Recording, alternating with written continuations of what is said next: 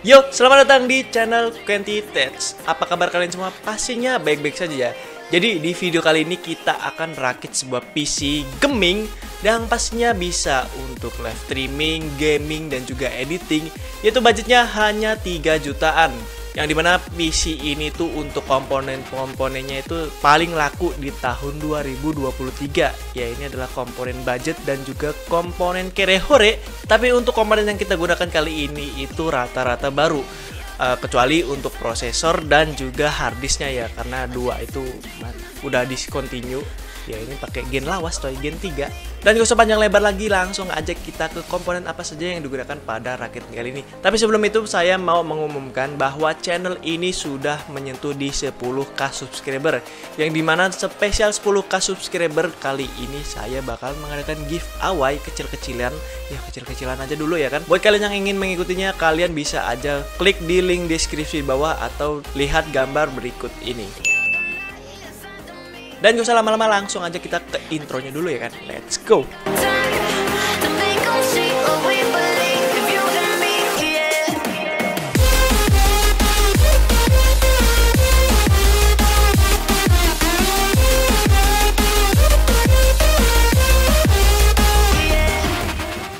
Untuk komponen yang pertama yaitu motherboard. Di sini kita menggunakan motherboard Pharo H61 Plus yang sudah support M.2 NVMe. Ingat ya, NVMe. Jadi motherboard ini tidak support untuk yang M.2 SATA. Jadi ya nggak apa-apa sih, karena kan NVMe lebih kencang daripada yang SATA ya. Lalu motherboard ini bisa menampung RAM hingga 16 GB. Lalu dia menggunakan chipset B75. Ya benar, dia sudah pakai chipset B75. Lalu motherboard ini sudah memiliki USB 3.0 di bagian front panelnya, dan ada dua juga di bagian panelnya di belakangnya lah. Lalu untuk harga dari motherboard ini yaitu Rp440.000.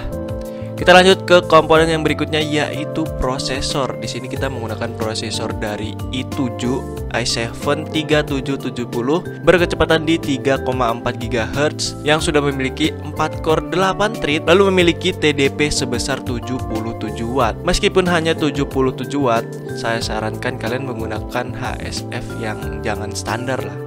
Jangan yang bawaan Intel, itu pasti bakalan cukup panas coy. Lalu untuk harganya ini terbilang cukup agak mahal kalau dibandingkan dengan i5-3470 yang harganya berkisar 200, yaitu i7 ini berkisar di harga Rp625.000. Jadi bisa 3 kali lipat. Tapi nggak apa-apa karena kita udah punya i7 ya kan. Yang penting kan i7. Oke, kita lanjut karena kita menggunakan prosesor i7-3770 yang memiliki TDP yang cukup besar dan juga cukup panas. Jadi kita menggunakan CPU cooler dari Paradox Gaming yaitu Hypersonic CL290 yang harganya itu cukup murah, yaitu hanya Rp93.000. Jadi ini udah cukup mantep untuk menghandle i7-3770. Oke, kita lanjut ke komponen berikutnya yaitu RAM. Di sini kita menggunakan RAM berkapasitas 16 GB dual channel atau 2x8 GB dari Hynix berkecepatan 1600 MHz DDR3. Untuk harga dari RAM ini per kepingnya yaitu Rp134.000. Jadi kalau beli dua jadinya Rp264.000. Next yang berikutnya yaitu penyimpanan. Di sini subscriber request menggunakan SSD NVMe 512 GB karena dia nggak mau pakai hard disk ya, jadi dia pakai SSD NVMe aja, yaitu SSD NVMe dari RX7 512 GB dengan harga berkisar di Rp384.000. Kita lanjut ke VGA-nya. Di sini kita menggunakan VGA dari Asurix RX580 2048SP yang sudah saya bahas sebelumnya. Kalau kalian tertarik bisa aja cek di pojok kanan atas atau di link deskripsi di bawah. Yaitu VGA ini sudah 8 GB dan juga dia udah punya encoder. Pastinya ini udah bisa untuk live streaming. Bahkan nanti di tes video benchmark kita record menggunakan encoder dari VGA ini. Lalu yang sangat disayangkan dari VGA ini TDP-nya yang cukup besar, yaitu berkisar di 150 watt. Dan untuk harga dari VGA ini tuh berkisar di 133.500 rupiah. Tapi kalau mau ambil yang lebih murah lagi, bisa cek aja di Shopee-nya official Iceric, itu harganya cuma 1,299 ribu rupiah. Ya anggap aja 1,3. Entah kenapa toko orange sama toko hijau harganya lebih mahalan di toko hijau ya, nggak tahu lah. Oke, next ke komponen yang berikutnya yaitu PSU, yaitu adalah Deepcool PF500 yang sudah 80 plus white. Lalu untuk harga dari PSU ini tuh berkisar di 525 ribu rupiah. Dan komponen yang terakhir untuk mempercantik tampilan kita agar tidak terlihat monoton dan terlihat seperti menggeming, kita menggunakan casing gaming dari Raptor Sentinel yang sudah free 3 buah fan RGB lopet. Ya, jadi RGB-nya cuma ini doang ya, diem doang, tapi nggak masalah karena udah nyala-nyala dan dibonusin 3 buah fan. Apalagi harganya itu cukup murah, yaitu hanya 310 ribu rupiah. Wow, murah kan? Cuman dari harganya ya sesuai lah, karena build quality dari casing ini cukup ringkih dan juga ya kalau kebanting dikit mungkin bakalan penyok gitu. Lalu di sini saya tambahkan 1 buah fan standar 12 cm yang tidak ada nyala-nyalanya. Ya tujuannya biar ada sirkulasi udara keluarnya ya kan. Walaupun cuma pakai 1 buah fan, tapi menurut saya ini udah lebih dari cukup daripada nggak sama sekali. Jadi buat kalian yang ingin merakit PC, saya saranin pikirkan juga sirkulasi udaranya biar di dalam casing kalian itu tidak pengap. Apalagi casing ini sudah tempered glass, jadi kalau suhu di dalam casingnya itu panas, terus tuh di ruangan kalian menggunakan AC yang cukup dingin, itu pasti bakalan pecah nanti ya, karena perbedaan suhu yang membuat perbedaan tekanan. Buset dah, kok malah kesain coba.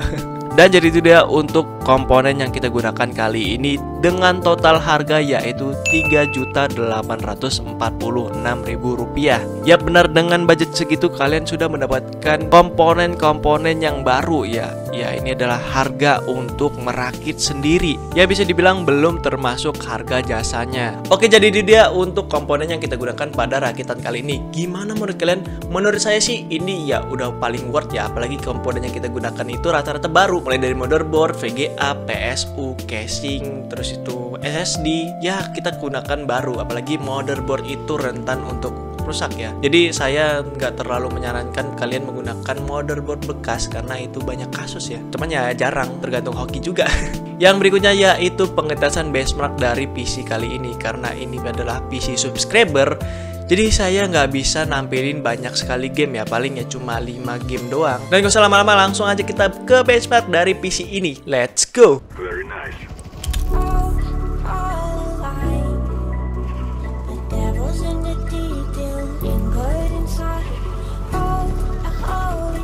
Very good.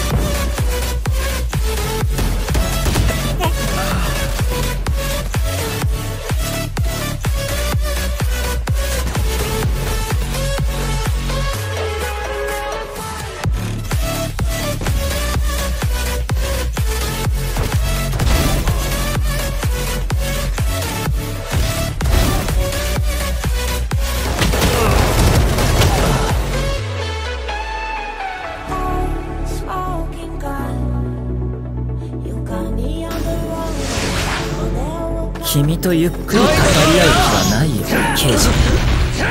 今は時間が惜しいんだ。時間が。お前は秀吉の友達なんかじゃねえ。友達だったら秀吉は止めたはずだ。無駄だよ。どうしたんだい、そよ風のように軽い。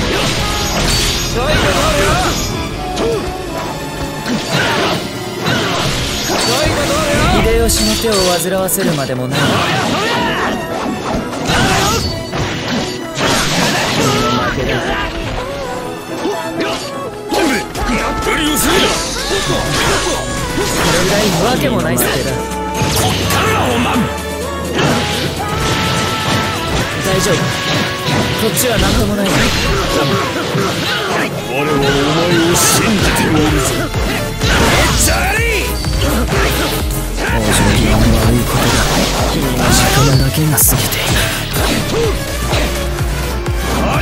命の限りそこに着せていたまえ。君にはそれがお似合いだ。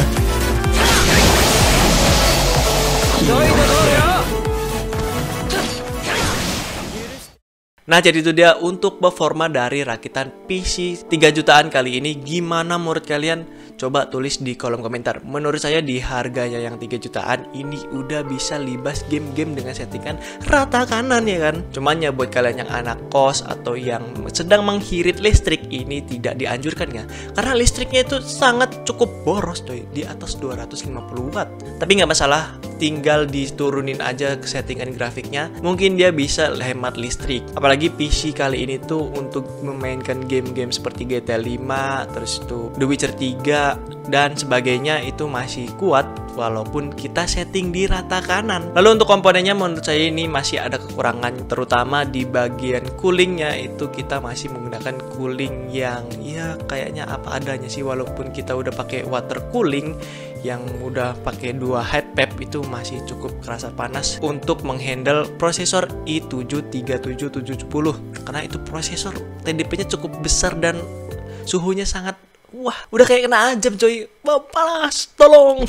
Dan segitu aja untuk rakit PC kali ini. Like jika kalian suka dengan video kali ini, dislike kalau enggak. Lalu nyalakan notifikasinya biar kalian gak ketinggalan video-video dari channel ini. Saya Sultan Maulana selaku owner atau pemilik dari channel ini mengucapkan minta maaf jika ada kesalahan kata maupun fakta, karena kan manusia tidak luput dari kesalahannya. Saya goodbye dan sampai jumpa di lain video. Dadah.